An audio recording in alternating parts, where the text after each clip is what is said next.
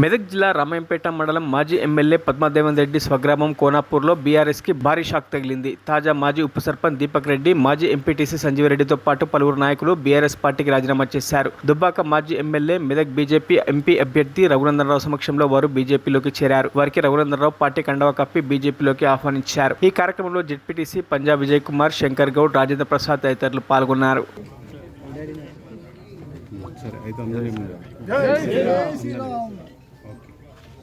సరే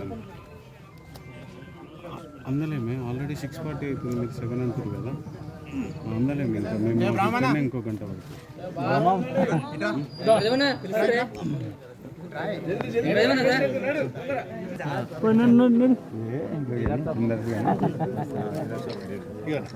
డీలర్ సాబ్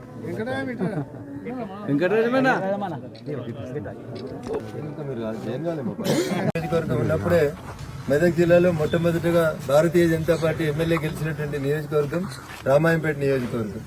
నాడు వాసిరెడ్డి గారి గెలుపులో ఎట్లయితే కృషి చేసి మీరందరూ వాసాన్ని గెలిపించడానికి సహకరించారో, వారి ఏజ్కి కొంచెం ఇటువంటి సమకాలీకులో ఉన్న పెద్దలందరూ కూడా తిరిగి ఈ రోజు పార్టీలోకి రావడం అనేది నిజంగా అభినందించాల్సినటువంటి విషయం.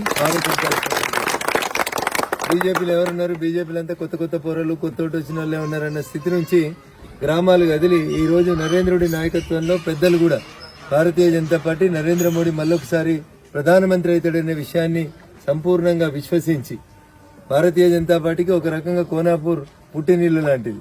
అనేక మంది ఏబీవీపీ నాయకుల్ని, ఆర్ఎస్ఎస్ కి సంఘ పెద్దల్ని భారతీయ జనతా పార్టీలోకి నాయకుల్ని పంపించినటువంటి గ్రామం.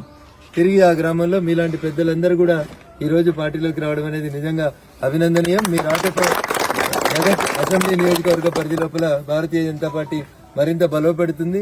అదే రకంగా త్వరలో జరగబోతున్నటువంటి పార్లమెంట్ ఎన్నికల లోపల మీ బలగంతో భారతీయ జనతా పార్టీకి గ్రామం లోపల అత్యధిక ఓట్లు